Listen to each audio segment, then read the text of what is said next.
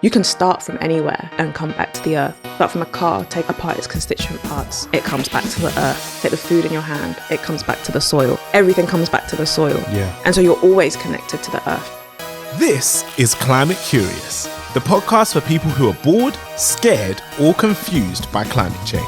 I'm Maryam, Pasha, the director and curator at TEDxLondon and the co-host of this podcast, alongside the amazing Ben. Hi, I'm Ben Hurst, activist and advocate exploring what positive masculinities can look like, and self-confessed climate normie. Okay. Welcome everybody, welcome to all of the listeners. Guys, I want to let you know straight off the bat, things are changing around here. It's different now. Maryam's not here anymore. So it's me, it's not the big two anymore, it's just big me. It's me, Ben. I'm hosting this one by myself. Maryam and Josie are in Canada. Is it Canada? Oh my gosh, they're in Canada. They're at TED right now. So you guys can stay tuned for some shorter episodes and maybe some longer episodes as well, with some really interesting interviews with some speakers. And you're going to hear loads of new ideas, probably stuff that you've never heard before, as we always promise you on this wonderful podcast. But today, we are joined by the wonderful Joycelyn Longdon. Hi.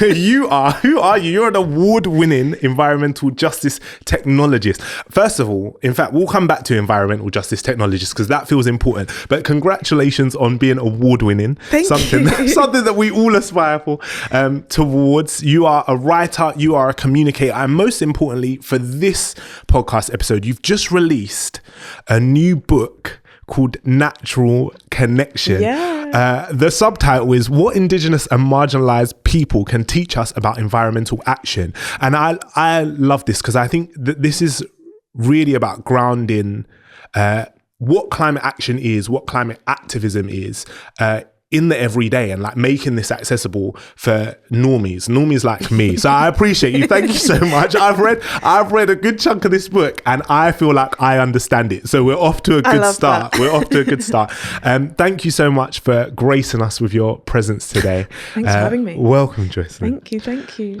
Okay, so we're going to dive in, and I guess the first place I want to start is you last year were on the stage at TEDxLondon Countdown. Your talk was on integrating technology on social justice and on indigenous wisdom. It was an incredible talk. I'm well familiarized with your talk, but I'm so interested in like how you found yourself. How the heck did you get here? How did you find yourself in this place talking about this stuff? What's the crossover of academic practice and indigenous advocacy? How do those two things meet? Because it doesn't seem like the kind of thing that like naturally finds its way together. So I'm interested in that. Yeah, it definitely has not been a linear journey. It wasn't something mapped out. It was, what I do now, I never thought even existed when I was a kid, like looking to the future of what am I going to be doing when I'm older? Because did it actually exist when we were kids? Literally, no. I mean, not this particular job role. I mean, people have been doing work in these different fields, maybe separately for decades and decades. So, I'm not the first person asking like these general questions, but yeah, maybe the specific questions could only come together through my lived experience and the kind of journeys that I've been on. I guess they come together through me being a kid that was so into like literature and communication and reading and learning about the world. Right, you're one of them kids. I'm one of them. Yeah. But I was also really into science and like asking questions about how the world works. Right. And I loved the natural world. I had an amazing experience when I was 12 where I went to Ireland for the first time. And that was the first time I truly was like, oh, wow, this world is so beautiful. And I love being outside and I love exploring the natural world. And I was lucky enough, even though I grew up in London, I grew up in an area that my council flat had like a brook behind it, like a little stream, and it had loads of fields around it. So I grew up kind of, even though I was a city kid. Where in London did you grow up? Uxbridge. Okay, right. With the brook. Yeah, with the brook. Yeah. I see that. So all these things came together, and obviously I grew up in an African household. So I stuck with the science bit. Yeah, as you do, yeah. So I studied astrophysics at undergrad. Wow. And when I left that degree, whilst I was doing that degree, I also ran a creative studio for Black and Brown creatives in London. Okay. Because I needed that creative side as an outlet. Yeah. And I was really involved in kind of thinking about and writing about racial justice and racial justice in the creative industries. So when I finished my astrophysics degree, I thought, okay, I've got all of these STEM skills. I have a love for creativity and for nature. Is there a way? Is there any place? Is there a way I can bring these together? I don't know why I thought I'd be able to bring them together, but I just had that innate feeling like, if I want to be filled with purpose in my life, these three things need to come together for me. Yeah. And I think learning about how racial justice and climate justice are completely intertwined, that's what struck it for me, because I was reading about how, you know, my community, people in Ghana, Black people around the world, Black people in the UK were being impacted by the climate crisis, being impacted by environmental destruction. And, you know, after doing 3 years of racial justice work, I was now seeing like all this work that I was doing, all this time that I thought environmentalism is not for Black people. Like I stick to the racial justice stuff because that's what is important for Black people. But the environmentalism, even though I have this love for nature, that's not for me. Yeah. But then learning about how climate action and the climate crisis impact Black people so hugely, that was my in. Because I was like, these two things are not separate. Yeah. So the last thing was to add the tech and the STEM. Just fit that last bit in. Because I wanted to do something that used the skills that I already had. Right. And that's when I found my PhD program. It only actually asked for the tech and the nature bit. So again, I was just constantly trying to Tetris and the justice part. And so I got onto that program. And it was in my training year that we got a talk from a bioacoustician, someone who works with sound and biodiversity. And I was like, you know what? My other love is music and my other love is sound. And that really inspired me. And so I thought, okay, here it is. I can bring all these things together. Man. I've got the creative element with the sound and obviously with writing and everything outside. I've got the technical element with using technology to monitor biodiversity. And I've got the justice element because I'm going to investigate how these technologies impact those who live closest to the environments that we're trying to conserve. And I guess just to make clear from the outset, when I use the word indigenous, I mean, some people might immediately think only to the American side or, you know, North America, South America. But my focus is in Africa, at least for my PhD. And our communities are indigenous, and indigeneity is not like a homogenous word. It doesn't look like one person. We've got indigenous communities all over the world, including in Britain. So yeah. It's so interesting. Even listening to you talk, I'm finding like, I feel like you're inspiring me in real time, because even the word indigenous has been like, what's the word for that? Repurposed or taken to mean something very else. Specific, rather than just you are native to the land that you inhabit, right? And my next question was gonna be about like the bioacoustics things, because that seems like super out of left field in terms of like those other two pieces of loving nature and loving tech. Like, seems like, oh yeah, I get that. And there was a bit in the beginning of your book where you speak about like studying astrophysics and looking up and then coming back down and like looking at coming back down to reality or the real earth, right?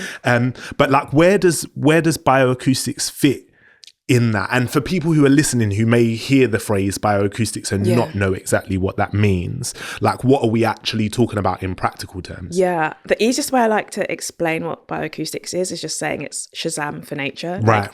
You know how you Shazam, what's constantly, that song? You can do that for birds and other species. And I mean, that's a very simplistic way to describe it, but that gives you a real gist of using computation and using machine learning to analyze sound recordings from nature and from ecosystems.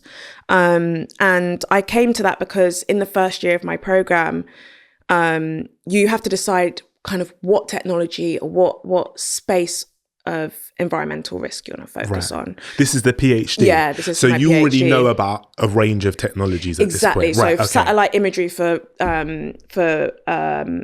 monitoring deforestation, or LiDAR scanning, which can basically scan trees and say how much carbon they're storing, or so many different technologies for oceanography. Or we had a big choice of things that we could study.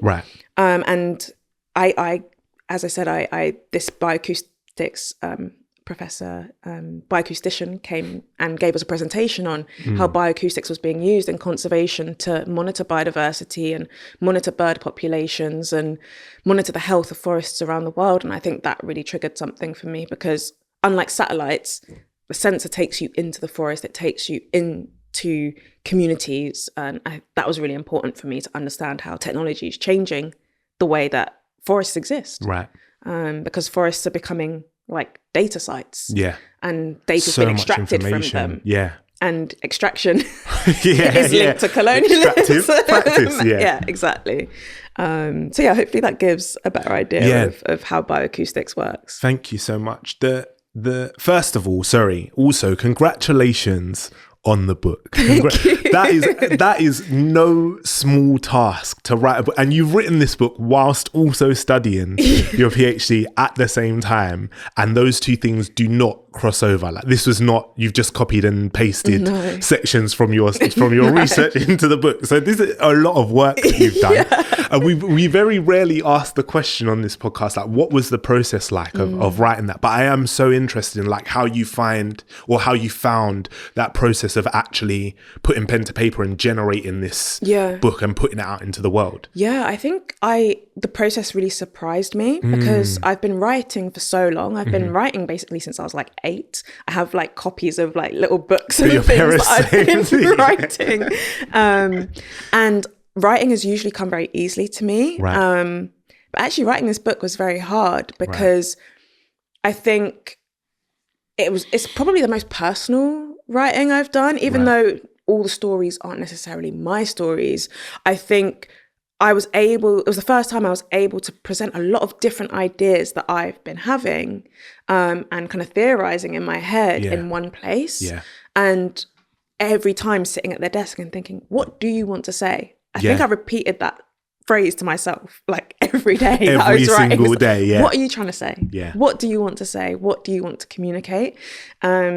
And so it'd be sort of days and days of not writing anything and just thinking about what I want to say, what stories do I want to tell, what message do I want to convey. And then on the like 4th day, it would just be, I kind of wasn't there. I was just like typing. And then I'd look up and I'd be like, wow, there's 2,000 words. Wow, and reading back. And I think that process kind of felt a bit spiritual, because not every time I'd look up and then reread it would the words on the page be exactly what I thought I was going to write. Sometimes I would be surprised at what I had just written. And sometimes I would actually write personal things, like in the care chapter, the last chapter, I write about my experience of leaving my home at a young age. I didn't plan to tell that story. You weren't going into the book like, I'm going to tell them about this. But it kind of organically emerged because I was talking about care systems and the way that we care for each other in the living world and the planet.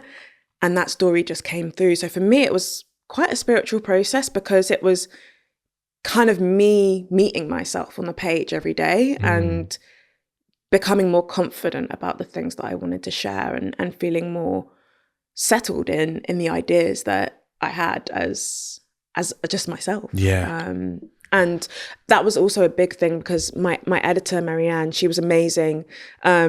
Because I was coming from the academic world, academic writing, you rely a lot on what have other people said. Facts. You have to reference and cite what other people have said. And this book is very well researched, but I think just because of my background as an academic. You're a researcher, But my editor was like, what do you think? Where's you? Like, what's you need your to come opinion? to the forefront. And I think that was the first time I'd given myself permission to be like, I'm going to say what I think without backing it up. Without having to evidence it 17 times. 17 times. Like, I can be sure about my thoughts and my ideas. And I think that was also very empowering. I love that. I love that description of it as like spiritual, almost like channeling something outside of yourself through this book, and that feeling of like typing stuff and then looking at it and be like, what the heck? Where did that come from? And one of the most interesting things about the book for me, this also, for anybody listening, this book is getting the Ben Hurst seal of approval. So please do take that seriously, because I don't recommend books very often. But I love the structure of it. Like, I love that you split it into these 6 sections that cover like very different themes and very different, how do you describe it, like approaches to understanding or engaging with climate action. But also that there's not just these 6 themes that are like completely disconnected, but that you manage to find this way of connecting all of those different ideas and all of those different stories. And in the book, you're talking about rage, you're talking about imagination, you're talking about innovation, theory, which I found super interesting. A lot of reference to bell hooks as well, which I love. And then healing and care.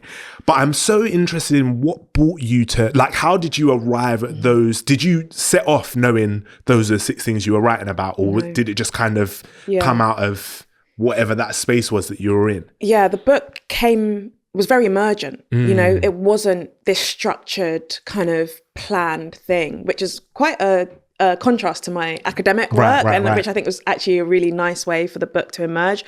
At the beginning, when I first started writing the book, I was more so thinking about roles, like what is our role in the climate crisis, and I'd started to structure the book based on like different roles within the climate movement.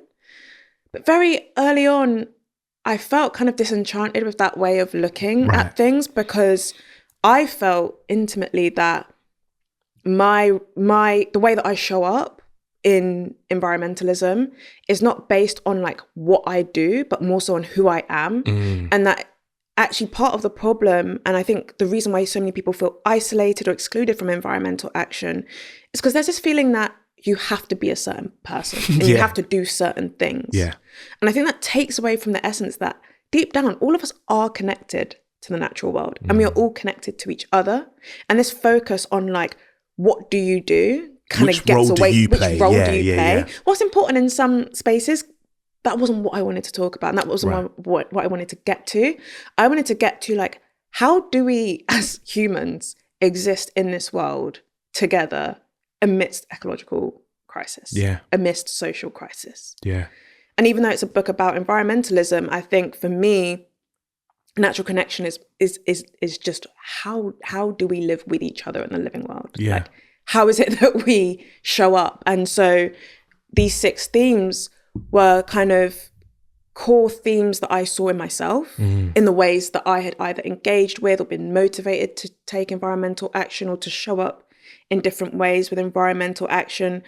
Rage being that kind of very obvious thing that people think about when they think about climate action and protest. Shut the streets down, shouting. throw the paint, and in the book, I complicate that a little bit and kind of try to get us to reimagine what anger and rage is and how it's, I think I describe it as a fire that can equally burn and enlighten. It's a tool that we can use. It's a welling of emotion that communicates our feeling. Innovation, obviously, I'm interested in technology, and I'm in the space of understanding how you can redefining what technology is. Imagination, care, theory, healing, they're all kind of parts of me and how I've been seeing the world and how I see people show up within environmentalism. And I discuss them in the book to kind of complicate them, to try and show that like environmentalism isn't this one-dimensional thing, and that communities for decades and centuries have been also showing up in these different ways. So they also came out of the case studies that I had been reading over years and years and years, and seeing like, oh wow, this is how these people are using theory. Oh wow, this is how these people can teach us about care. This is how we can be taught about how to heal, how to grieve, how to channel our rage, how to decolonize our imagination. And I think these are all things that are so important for environmental action beyond just these like individualistic ideas of who we should be in order to be environmentalists. And so while you were writing this, did it work that way round where it was like the themes dictated the stories that you told, or was it the other way round where it was the stories ended up dictating the themes? It was a mix. I had a lot of the stories before just through my reading and research. And so I think I worked with the stories that I already had and the stories that I wanted to tell personally. And they kind of organically found their space. Yeah. And then as I had a deeper understanding of what each of these roots, because in the book I call them roots, then I added more stories to them. So it was kind of all an organic, it's supposed to be, right? Yeah, it's organic, which is nice. And I love that there's this idea of all of these words being almost like attitudes, right? Like not necessarily like functions or this is a thing that you have to do, but like a way that you are in the world and a way that you, and I also love the order because it feels like it's very, I mean, I might be wrong about this, but it feels like it's very intentional in that, even if I look through my own journey of engaging with climate, like that seems to be the natural journey that people walk through, right? Like you start with being angry about something. That's why you start caring. And then you start to imagine what that can look like outside. And then you have to figure out how do we make that happen in real life, right? And I'm wondering about starting the book with rage and ending it with care, and whether that for you was like a very intentional decision, because it seems like that's the space that we all want to end up at, right? Like we all want to like, because we have to be angry about stuff, but you don't want to stay angry because it's not sustainable, in my opinion anyway. It doesn't feel like a good way to live. And so how does that journey kind of play out for you, I guess, in the book and also in life? Like, is that something that you see in yourself? Yeah, I really like that you kind of saw that, because it was intentional. And I think I wanted to start the book where I wanted the journey through the book to be from what I think people assume environmentalism is. Right. Being angry. And to move towards new ways of thinking and things. I kind of intended for each section to be another discovery, because that's been my experience. My experience in environmentalism has just been discovery upon discovery, but also going deeper and deeper and deeper. And I wanted that for people. And it was also going from something that was well known, well spoken about, to something that I think is missing a lot in conversations about the climate and about environmentalism. I think there's often this idea that purely by being an environmentalist, you care. Yeah. And often this care is given in a way that's like very paternalistic. It's like it's a burden for me to care. Or that like I am superior or righteous because I care. Yeah. And I think there are lots of people that kind of perspective excludes. Disability justice activists, people with disabilities, migrant workers, non-human, entities, animals, wildlife, trees, stones, all of these entities. And so I think ending in care is also where I wanted to leave people, because I don't feel like we can do this work sustainably if we're always in this heightened reactive state. We need to, I end the care section with a chapter on making kin, on how we become family, how we become kin with the earth and with each other. And to me, that's like the core of what a natural connection is like, how do we deepen our connection with each other and the living world? And for me, it's through all of the roots. But I think, I wanted that journey from how do we transform this anger, this rage that we all have? How are we inspired by the ways in which communities have used that rage to motivate their action?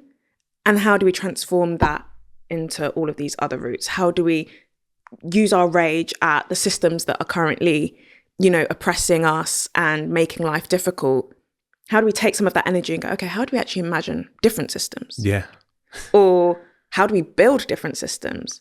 Or how do we actually acknowledge that some of that rage is actually grief and that we're grieving things every day? So I think starting with rage was just like to situate and to, confront the elephant in the room, which is that activism. We're all angry. We're angry. There's a lot to be mad about. That's what I say in the book. There's a lot to be mad about after Solange. I couldn't put the lyrics in because they would have been too expensive. But there's a lot to be mad about. But starting from there, okay, we've acknowledged there's a lot to be mad about. Where do we go next? That's kind of how I saw it. And so what have you, I don't know if you have an answer for this, but what have you learned about, like you spoke earlier about, sorry, I'm not supposed to say you spoke earlier, you can cut that out, but you mentioned this idea of rage being both like illuminating and having the power to like burn things down. What is it that you've learned through reflecting on this for an extended period of time? What is it that you've learned about rage or about anger that like you're carrying forward with you after this process? I think especially being a Black woman, and I know people don't always like Black women speaking to the exact fact that they're Black women, but that does shape the experience I've had in life. And being a Black woman who has spent a long time in institutions, there's a lot of shame that comes with rage. And sometimes for survival reasons, you do not show your rage. You always have to check yourself and push it down and hide it. And I think writing the chapter was actually also a process for me to acknowledge that like, there's a lot that I'm angry about and that I am valid in showing and expressing that anger, and that so many of us are doing this suppression thing and that comes out in different ways. Yeah, manifests in other places. And our anger isn't just individual, it becomes a collective thing that if we don't know how to turn it into that light, it starts getting directed in ways that we might not want it to.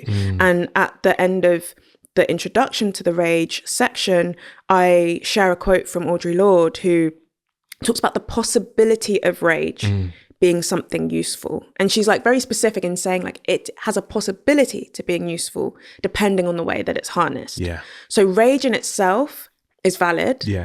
But it's how we use that rage, how we channel that rage, how we process that rage that determines the outcome. And so for me, I think it was learning to love rage and also learning to be interested in how we move through rage into new spaces. And I also in that section talk about how joy is the sister of rage and how they go together. Like linked. Our joy and our rage are sisters, and we should use it as such. So like, am I being as joyful as I am angry? And how am I, revolting against the systems that want to keep me angry with my joy?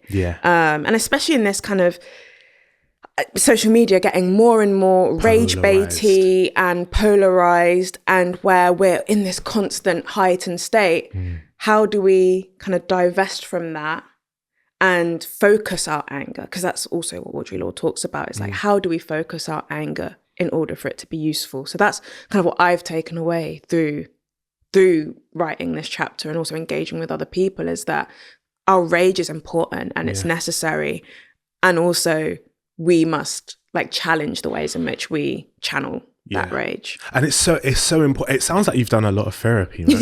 Sounds like you've been through a lot of time thinking about this stuff, because I think even just that reframing of rage as something neutral, like not something bad, is like so powerful. Because I think for lots of us, we feel like anger, rage, sadness, there are good emotions and there are bad emotions, and you are meant to lean into the good emotions and kind of forsake or neglect the bad ones. But like then that question of like, okay, so what do we do if this becomes so important? And I want to explore a little bit maybe some of this connection in terms of like the things that do actually make you or fill you with rage, right? Some of which you speak about in the book. I'm really interested in this connection between social inequalities that exist and how that links to environmental destruction in your mind. Like, what does that look like for you, or where do you see it happening in the world? It's happening everywhere. And that's what I want to get across to people, and it's why I'm so passionate, because when we were talking about when I was younger and I was like, the racial justice is for me, the environmental justice or the environmentalism is not. It's for them. It's for them. That's where we've got it all wrong. And I'm speaking to everyone, but I'm also speaking to Black people and people of color. Like, this is our issue because our people are the most affected, whether it's abroad, but also especially here at home. And I think there's always this tendency to think about social inequality in environmentalism as something that happens outside and something that, again, we have to be a savior about. But it shows up in so many different ways, from, the death of Ella Deborah, but who was the first person in the UK. She died at 9 years old. Yeah. And the coroner's report stated air pollution as the cause of death. Yeah. So we're living, primarily Black Southeast Asian people are living in areas that are unfit to live in, that are unsafe to live in. The same in America. You have Cancer Alley. 200... Cancer Alley? Cancer Alley. It's a corridor along the Mississippi River. There are over 200 petrochemical plant sites, production, extraction sites. It's the highest area of prevalence of cancer in America. It also sits on top of historic slave sites, slave graves. And so there is this like doubling of oppression and extraction. We have it all over the world. Where there is environmental destruction, where there is environmental extraction, there is social injustice. And it's also in the way that we try to solve the environmental crisis as well, right? It's not just by swooping in and saving the day and fixing it for the people. So for example, in conservation, we think, okay, let's just lock off all the forests, push all the indigenous local communities out. The only way to protect the world is to disconnect humans and nature. Which further ties into the way that colonialism impacted communities in those areas by disconnecting them with the land. That's why I call this book Natural Connection, because so much of the social inequality that comes from environmental destruction is based on disconnection of people from healthy, thriving environments to live in. And that's happening in the city, and it's happening in the forest or by the ocean or whatever. And I mean, the elephant in the room is the fact that the climate crisis impacts the most marginalized the most. So even those who have contributed the least to global climate carbon emissions are the most impacted by droughts, by unnatural disasters, floods, everything. And so, it's an intersectional issue. And I think what is empowering about that, though, whilst it sounds depressing, is that we all have an interest in the outcomes of environmental action. Because you might be living in an area where, you're living in a council estate and you are worried about the health of the people around you. One of the pioneers of the environmental movement, Hazel M. Johnson, she got into environmentalism, not because she was necessarily an environmentalist, but her community in Chicago, she was realizing people in the community were getting ill and she didn't understand why they were getting ill. And she took it upon herself to investigate this and realized that their community had been built on top of a toxic waste dump, which was why they were getting more ill. And that's an example of where it's not this idea of being an environmentalist and going out and being with the trees, which is what I do. Saving the pandas. But you don't have to do that. It's also about like addressing the issues within your communities, which we all should be doing and we all should be looking out for, whether it's food poverty, whether it's energy poverty, right? That's a huge thing to do with the environmental crisis because people are going out without heat. People are dying because they don't have access to energy that they need in the UK.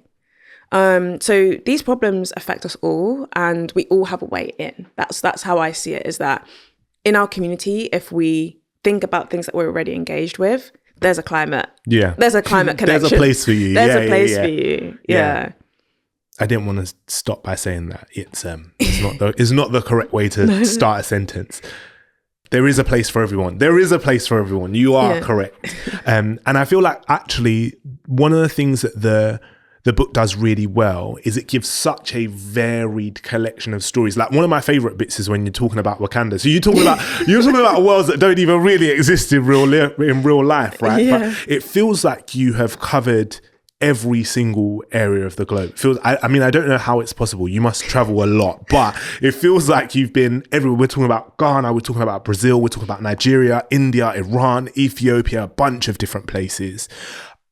What is it that kind of moves you or motivates you to find the stories that you find, to unearth those kinds of examples? I'm thinking of the cooling towers in Iran, but any examples that you've chosen, like what is it that drew you to those specific stories? Yeah, for what one to start, I didn't go to every single place. Right. That would be. I just imagine you like Dora, like just in the areas. No, so obviously Ghana is a place that I go to a lot, and a lot of these stories either came from connection with people who had been to those places, interviews with researchers, or interviews with communities directly. I tried wherever possible to get interviews with people who had directly lived those experiences. A lot of it was research driven as well.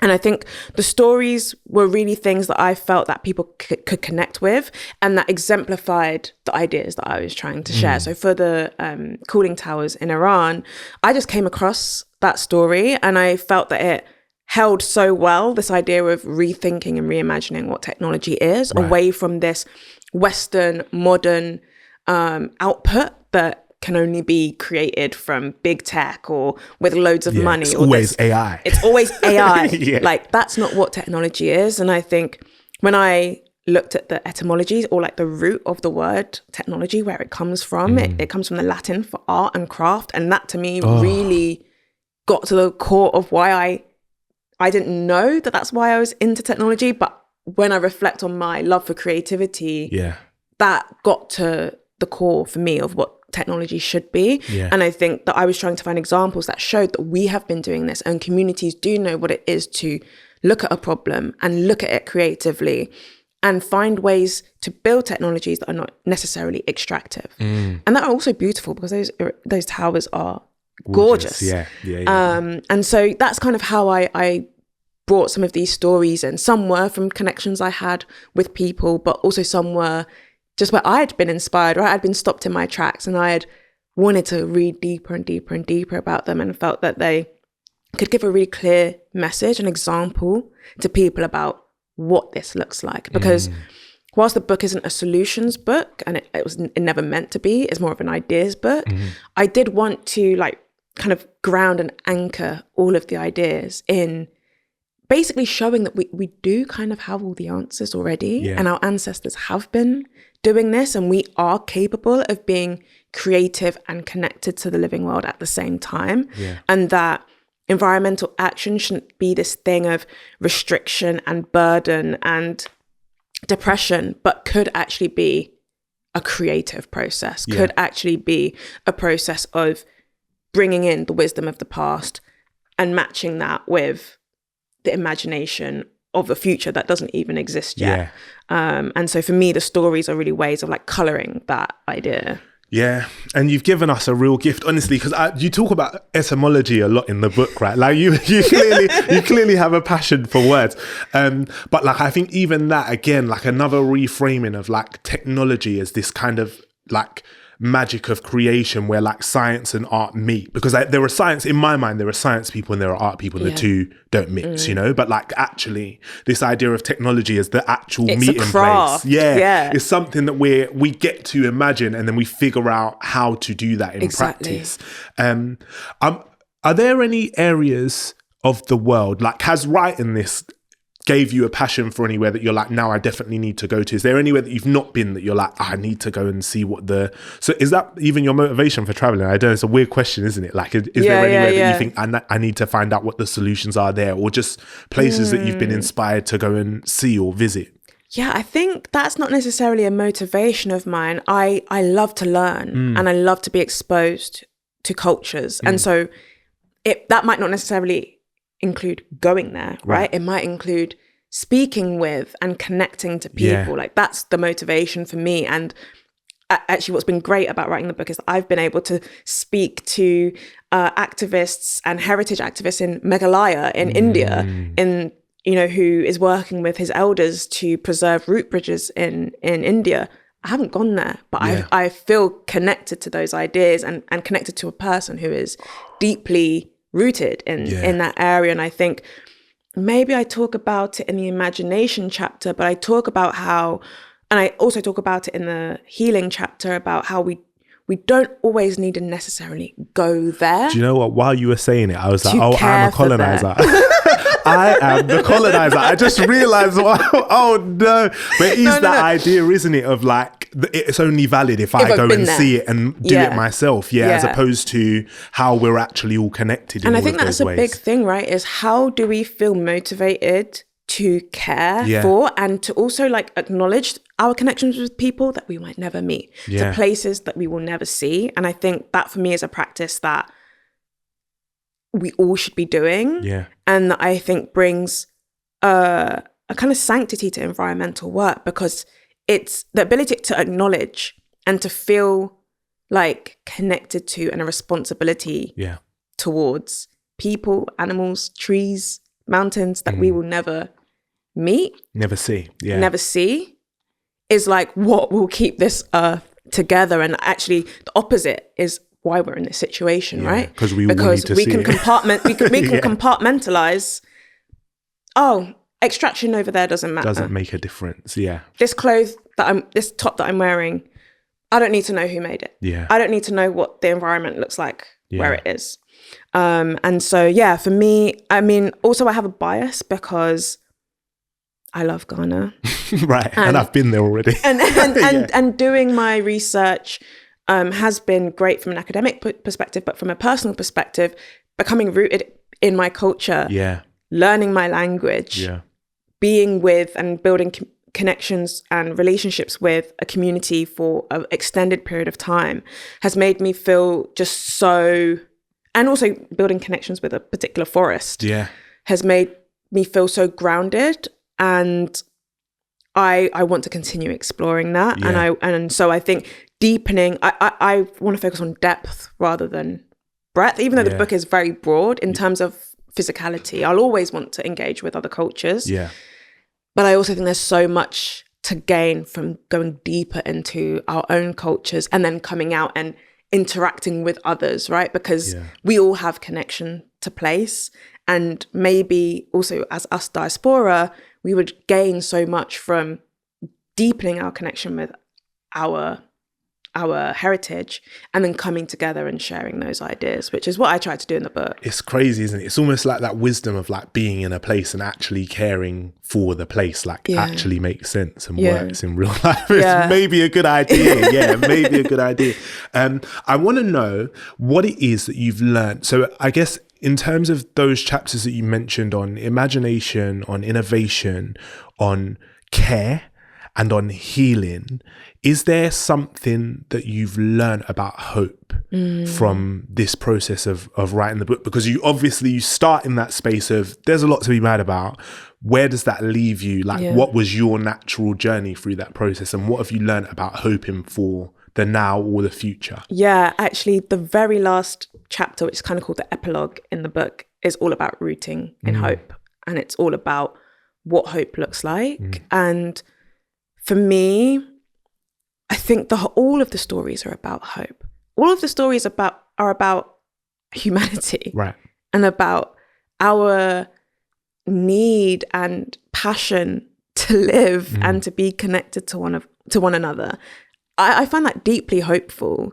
I find it deeply hopeful that communities who are vulnerable, who are marginalized, who are oppressed, have all of the energy to push against and resist against systems of oppression that are so much larger. And I find that not just hopeful, because I don't want to romanticize it, but I also find it deeply important because there are many of us who live relatively comfortable lives who are devoid of hope. Oh, there's nothing we can do. It's just the way it is. It's the way it is. I'm going to not focus on that because there's just nothing I can do. Much, If I don't do the biggest thing in the world, then I can't change anything. And I, in the last part of the book, and when I talk about hope, I speak with the writer Rebecca Solnit, who is someone who's really inspirational from me. And she talks about this idea, one, that for communities who are marginalized and who are facing environmental destruction, hope is not an option, right? Because it's the difference between life your survival or not. And she gives this example of, imagine if you're in a sinking ship and, you can see 6 people that are maybe not going to make it and you're in a boat. Would you look at those 6 people and say, there's no way I can save all 6 people, so I'm not going to save any of them? Yeah. That's not what we do. That's not human nature, is it? It's try and save everyone. That's not nature. We try and save as much as we can, and we are all we have. We must save each other. No one is going to come and save us. And so I think thinking about hope as something that's rooted. That's what I come to at the end, is that all of these sections, the rage, the innovation, the imagination, these are all things we can use to root our hope, right? Like that's something we can never let go of. One thing I talk about in the imagination chapter is about our ancestors, and ancestors, whether that's ancestors of indigenous peoples in America or ancestors of, diaspora and Africans and Jamaicans or whoever, they have seen the end of the world before for their communities. Yeah. And yet they still sung, they still danced, they still made art. They made us. Yeah, we're here. We're here. Yeah. And so the world, people have been through the ends of the world before. Yeah. And it's how we show up at the end of the world, at the end of this world. Yeah. That will usher us in to the next world. And there is a next world.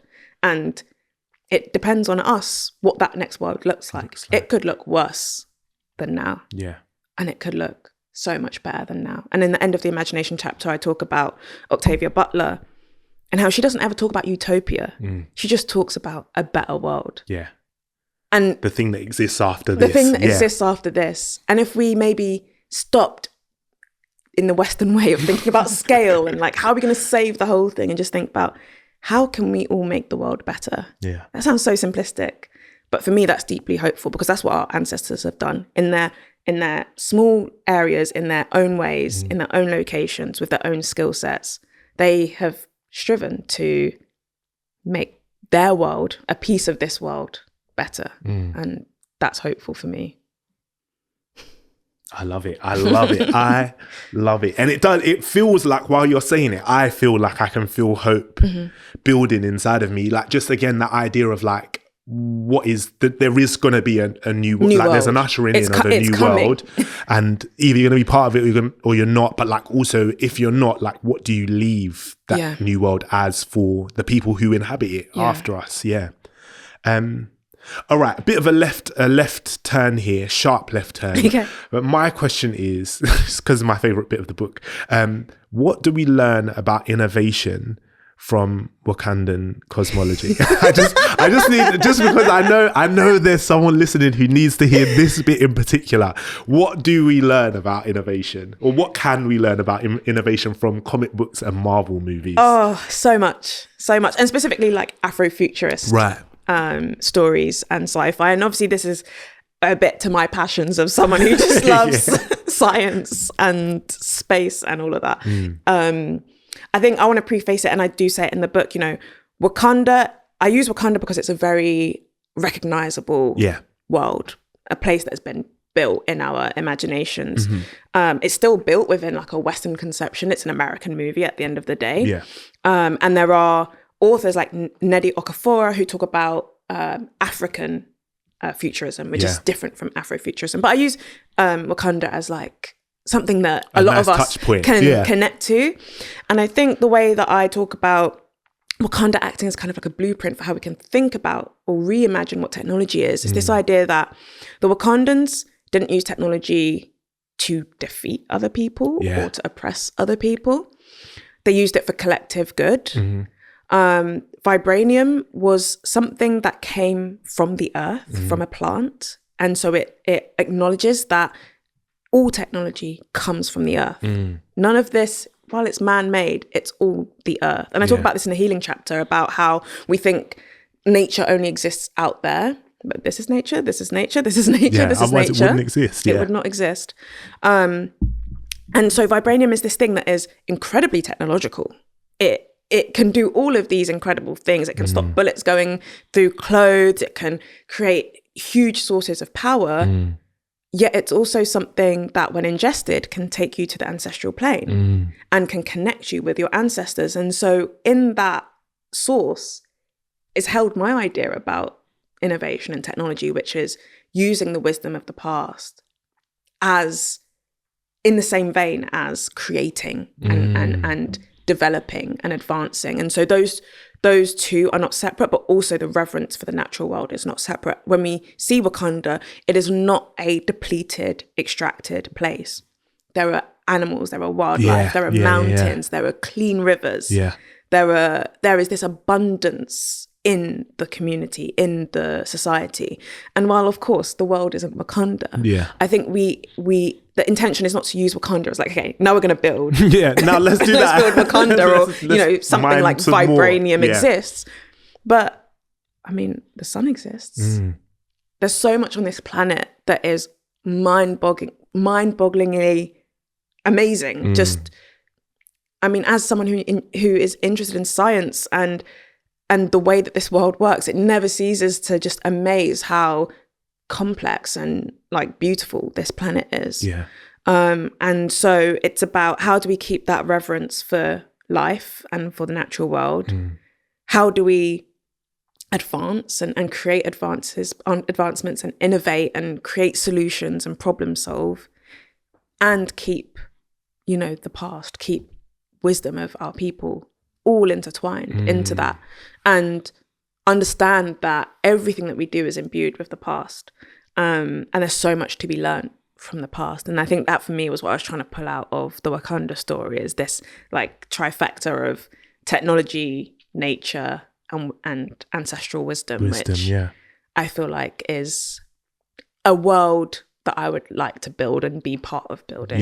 And the world that you are building, right? Because that was going to be my next question, was, so in real life, if we don't imagine these imaginary people in Africa, and we think actually talking about real indigenous communities on Earth now, in real time, what benefits do they see from the use of these technologies that we do have, like in real time? Because I feel like on this podcast, like even in the introduction, we were talking about different types of technologies that exist. And I was like, oh, I know about that. Oh, we've spoken to the person that does that. Oh, it's that person. Oh, that's Ben.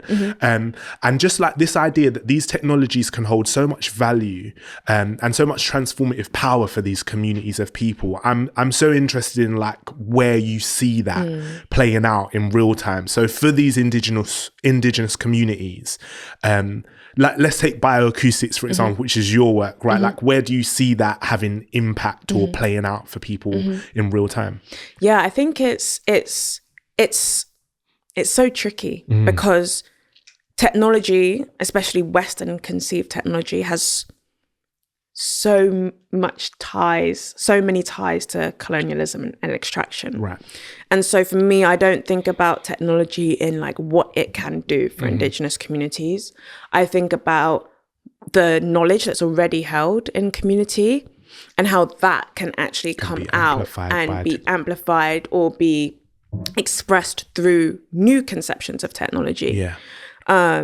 Because of course you could just say, oh, well, look, bioacoustics does all these cool things. We're going to give it to communities and then they're going to be great. They're going to love it. And they're going to love it and it'll be wonderful. And that is not the case. And there are many places where technologies like what we're talking about, they don't need to be there. And there are already technologies within communities that exist. Hunting is a technology. So it's not always this kind of Western conception, these bioacoustic sensors. They're cool, but we don't start from the assumption that that technology is needed there or that it will help communities. It's actually understanding what knowledge is already held, what the gaps communities are having, what are the fights that they're fighting, what are the things that they want to protect, how do they want to move through the space, and then are there technologies that, one, they want to engage with, and two, that will support the goals that they have in the location that they're working in.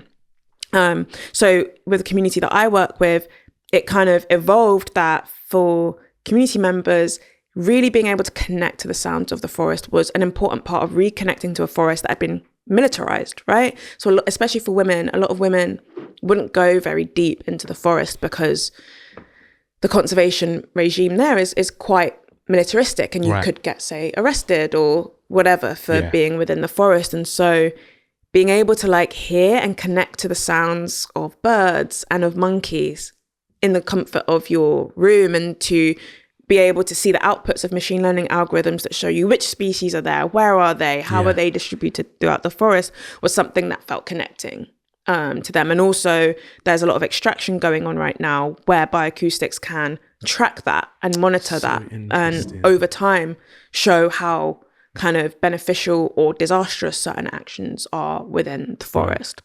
because it helps them to reconnect to what they would have been doing if the outside force hadn't come in. And I think, you know, that was basically bioacoustics was already a technology being used in there without the sensors, right? Because the hunters are constantly listening to the forest and have immense knowledge about what bird is this, what bird is that, what exact call is that. And so it was also like it facilitated this cross community like education and learning and storytelling and sharing, because now everyone's saying, you know, I hear this bird when I go to the forest, or this bird tells me I'm supposed to go back home to the farm, or it's not necessarily the technology that did that, but it was the introduction of it that got people to actually be like, do you know what?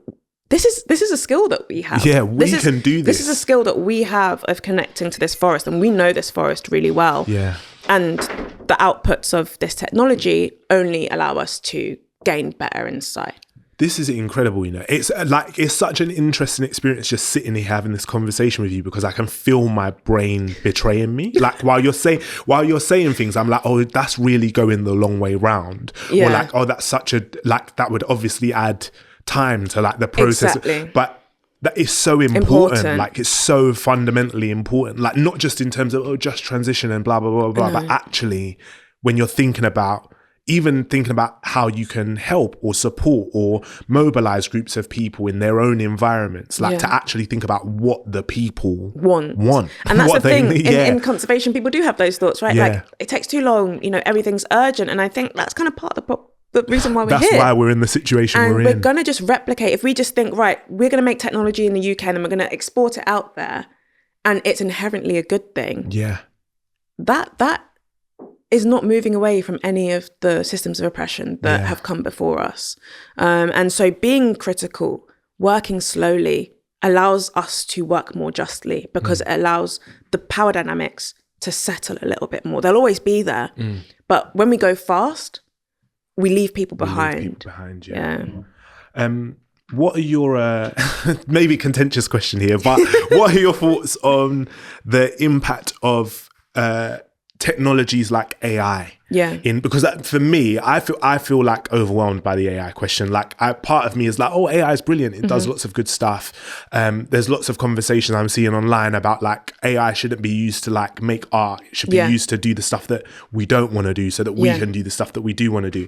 And then I guess there's also this other part about the actual impacts of AI on the environment, right? Because my understanding, correct me if I'm wrong here, is that it uses a lot more energy than we would ideally want it to use. So using it for things that are trivial is maybe not the best idea. But I'd love to know from an expert, what you feel about using AI in terms of like climate impact technologies. How does that sit for you? Yeah, for sure. I think the most important thing that I try to communicate to people is that AI is not one thing. Right.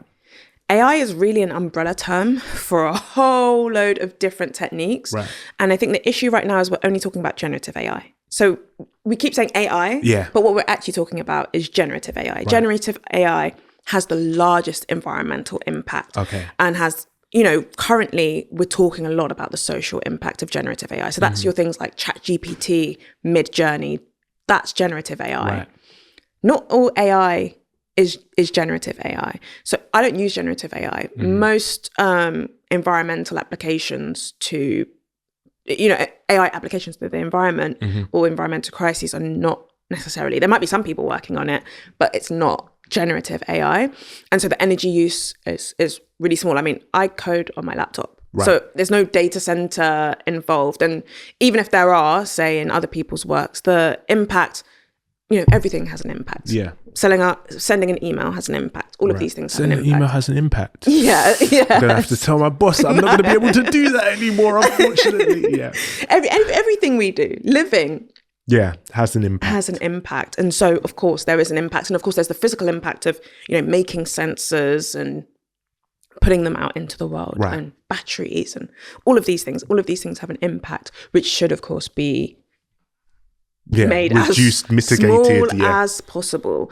I think with Gen AI, it is a space that is really rooted in extraction, domination, and power. I think that, you know, I'm into technology. So there's a lot to be explored of where Gen AI might be useful. We definitely all should not be using it for frivolous things. And actually, I'm based in a computer science department. I don't think I used ChatGPT until a year after it came out, because that's not my interest. My interest isn't in just using technology willy-nilly or just technology for technology's sake. Yeah.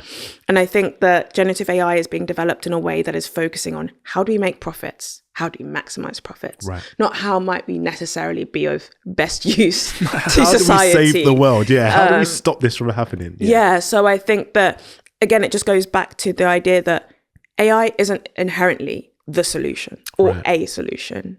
And just like anything, it shouldn't be the default, and it definitely shouldn't violate our human rights. It should not deplete the earth excessively. And that is kind of where we are with generative AI.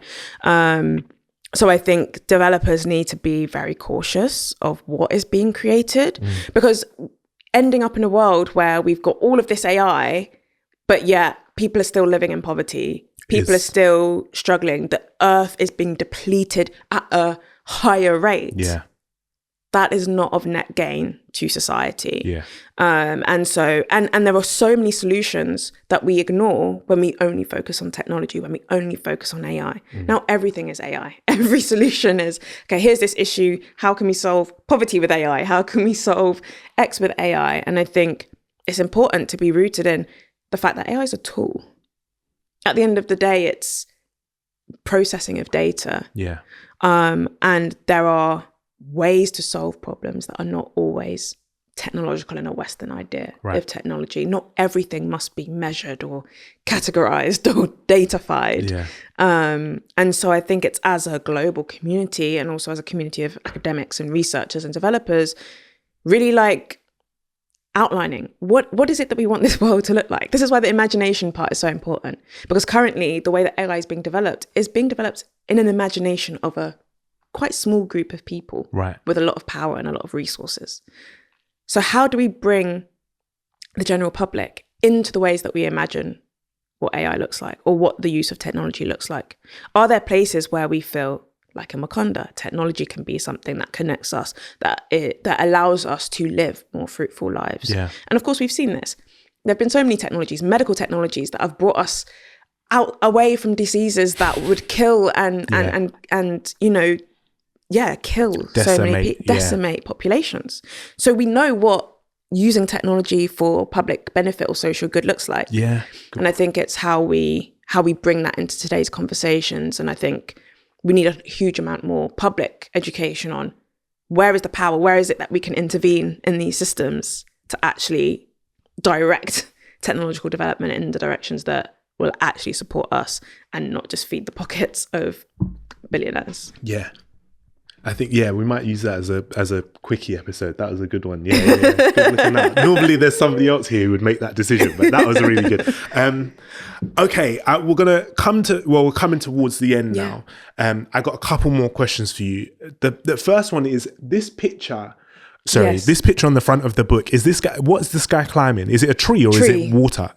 Water? Is it a tree or is it a waterfall? It's a tree. Okay, so this dude's climbing up a tree, right? Yes. And I think a really important image to set the tone of what the book is communicating, which is about this idea of actually reconnecting or connecting with nature.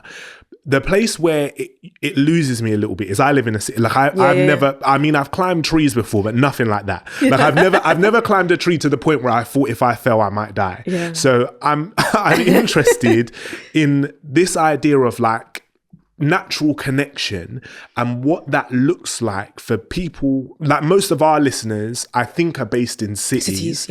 So what does that look like for people who are city dwellers? What does it look like for us to reconnect with nature? And you spoke about that experience of growing up in the estate and behind the house there being nature.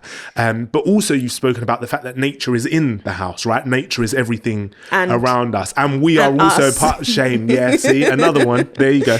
But we are also a part of nature. So what does that look like for people who are in London, for people who are in Brazil, wherever they are in cities? what is natural connection for those people? Yeah, I think I address it pretty much right at the beginning of the introduction, that while I like to frolic. Yeah, I remember that line specifically. I like to frolic. I like to hug a tree. That's not what natural connection is about. A lot of the stories in this book, a lot of the environmental justice heroes that I'm pointing to, their actions were in cities. Right. Their actions were not in the forest, because the environmental destruction that they were experiencing was coming to them in the city. And I grew up in a city, right? But I still developed that natural connection myself. And I say that a natural connection is developed wherever we are, because it's not an external thing necessarily. Whilst there's lots of examples in the book of different people's connection to the natural world or to environmental action, it's internal. Like, a natural connection is an internal thing. It's how we view the world. It's actually putting on a new set of glasses and looking at the world in a different way. It is acknowledging that everything in this room is nature. Like, that piano over there is made of beautiful wood. That would have been a tree. And by, say, thinking about the living world or nature as a living thing, we're here with that tree. Like, that tree, the essence of that tree, the soul of that tree is here. And this was dug from the ground. This water came from somewhere, from a spring somewhere. True. This is beautiful fabric that was, grown and then sewn together. I think it's creating just a reverence for all of the things that are around us that we just ignore every day. And I think that's part of the reason we're in this crisis, is because we as a collective, and not by fault of our own, right? Because of the systems of capitalism that keep us tired, that keep us angry, that keep us dysregulated, buying stuff to get out of those emotions. To get out of those emotions. It disconnects us from the fact that we are nature, that we are natural beings, and that we are surrounded by nature all the time. And just slowly doing that as a practice every day, every week, you'll start to see you act differently. There's this thing in, I think in the health space, where it's like, if you go for a run in the morning or if you exercise in the morning, you're more likely to make better decisions through the day, because subconsciously you've made a good decision. I made a good decision, so I might as well keep making more good decisions. And I think it's the same about a natural connection. Is like, if you start thinking, where did this cloth come from? Like, I'm gonna, think about what material this is, and okay, let me think about where in the world that comes from. Or, I can hear a bird. I don't know what bird that is, and there's not many birds around me, but like, what bird is that? Or what tree is that around me? Or what is this building made of? Or how do I get to work? Or what am I buying at the grocery store? Or am I going to click that Klarna? Or, how does that shift my relation with the rest of the world? Then slowly, for me at least, by having those glasses on, it makes you show up differently in the world, which is what the book's about. It's like, how are we connecting with the rest of the world and with each other as well? And it's also seeing the nature in each other, the beauty in each other, the complexity in each other. It's just being curious about where we come from and what we're all made up of. And in the care section where I talk about making kin with the earth, it's just like, you can start from anywhere and come back to the earth. Start from a car, take apart its constituent parts, it comes back to the earth. Take the food in your hand, it comes back to the soil. Everything comes back to the soil. And so you're always connected to the earth, even if it doesn't feel that way, even if you don't perceive it you don't perceive it as that. So I think, a natural connection is actually less about what's going on all the way over there, or all the way in the national park or in the nature reserve. Although we should also be campaigning for more of that in the city and cleaning up the city so that people can be living in green cities where, we know that communities in cities that are rich have more tree cover, which means they have more cooling and have less pollution. So it is imperative for those of us living in cities to ensure that our councils are doing the best that they can to provide us with healthy environments, because we know that the natural world, we are nature and we need nature around us for our health, for our mental health, physical health, spiritual health. And And so it's about both. It's about noticing nature all around us and also bringing nature more and more into our lives and into our worlds. I love it. I love it. And it makes me think, like, my therapist the other day was saying, I was asking about like techniques to deal with stress. And they said, take your shoes off and go and touch some grass, like stand in the garden. And it was like a very intense experience, because I suddenly became aware of like everything that was around me. Like, you know, if you do it for like 2 minutes, like the first 2 minutes, you're like, oh, and then you settle. And then you hear birds and you hear things in the bushes and you see things running around, and you're just so much more aware of like the world around you. But I can understand what you're saying there about that becoming an everyday practice. And also not as something that like necessarily it's a massive shift when you have to do. No. Like you could just it's just meant like just thinking. Be more aware. Yeah. Being more aware, being more, you know, connected to your surroundings. Like urban wildlife is crazy. Yeah, there's a lot. There's a lot of it. Foxes, but also a lot of and foxes are not that bad. There's a lot of pigeons. Yeah. But they're cool. They're cool. Pigeons produce milk. Like, what? Did you know that? Milk that people drink, not milk that people drink. Milk that pigeons drink. Okay, right. Milk for baby pigeons, just to clarify. Milk for baby pigeons. All right, so if people want to learn more about this natural connection between environmental action and indigenous wisdom, where would you recommend they go? Obviously, firstly, to natural connection, but where else, like, how do people start to learn? How did you start to learn? How does one become more aware of this kind of stuff? I think reading and listening to people who are indigenous, who are doing this work is so important. And another really good book is called Braiding Sweetgrass by Robin Wall Kimmerer. It's all about indigenous knowledge and wisdom and science and the natural world. There are loads of books. I can maybe provide resource we'll put it list in the notes. Afterwards, in the back of the book, there's also a big resource list of different books that people can read. Reading. I do think also in this day and age when we're always on the phones, like taking time out to read, but also to listen, like going onto the internet and following indigenous communities or following conservationists or following intersectional environmentalists. You might know Green Girl Leah or Wawa Gatheru, who runs Black Girl Environmentalist, or there's so many. Can't think of everyone. I don't want to miss. You don't have to think of. I don't want to miss people off the list. Yeah. So, and the more you add is the more you miss. So I think actually don't include that because I want to. I want to put them in the. I want to put a huge episode list. Notes. Yeah, I want to put them in the episode notes. But I think for me, it's like just creating intentional time, like whether it's each week or once a month, even to listen to one podcast that's talking about these topics, reading a book over an extended period of time. I think there's so many resources out there, which I'll definitely put. I did it this morning.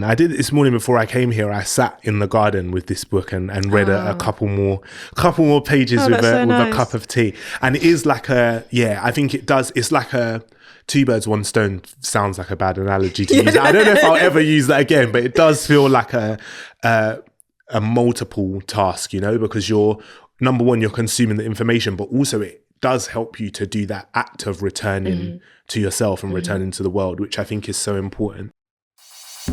And now it's time for our climate confessions. Let's fess up to the bad habits we just can't kick. We're at the part of the show where we ask our guests to share with us a climate confession. The reason for it is because I think, in my experience, when you listen to stuff like this, it can feel very overwhelming, and we can deify the guests that we have as though they're perfect people who never make any mistakes and they know all the answers. And what we want to know is just something that you're doing that you shouldn't be doing, that you know you shouldn't be doing. We've done 5. Are we on season 5? I don't know. 6. We're on a lot of seasons, and I have to do this every episode, so I'm out. Like I do not have anything left to give. But I have started gardening, so maybe we'll change it now. To the climate. Climate celebrations or something. I don't know. But I'm meant to be updating people with the progress on the garden. So we've dug out some ground and redistributed it because our garden's not level. And I got to take this weekend all of the grass out of these big clumps of mud because I don't think you can bury the grass back in to get rid of the weeds. I don't think that works very well. So I'm going to remove the grass and then I'll come back next episode and let you where know you are if I've done that or not, where we're at.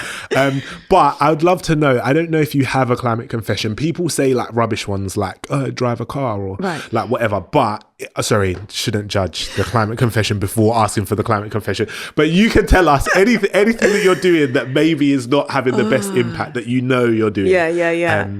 I definitely am not perfect. No one is perfect. Are you sure? Yeah. Yeah. Perfectionism is a colonial construct. Right. Yeah. I mean, one big one, like elephant in the room, is that I work overseas. Right. So I fly to Ghana. There's no other way to get there. You could sail, but it wouldn't be. No, it's not efficient. No. So of course, flying is part of my, my activities that will definitely be impacting the environment in a detrimental way. I think one way that I've tried to take responsibility for that, because I feel like if you have the privilege of time and money, then there are things that, we should be doing. So for me, I pretty much for the last 2 years have tried to eliminate flying to Europe. So anytime I go to Europe, I get the train. Yeah. And I think maybe once I've had to fly somewhere because it just didn't work out. But I have the work that I do means that that's a privilege that I can take. So I think the longest train I did was like 24 hours to Copenhagen. Sorry, that was me gagging into the mic for a 24-hour train. Sorry. It's a good thing that you did. That is a good thing that you did. But I fly. I mean, I don't fly a lot, but I'm not flight free. Yeah. So that's definitely my climate confession.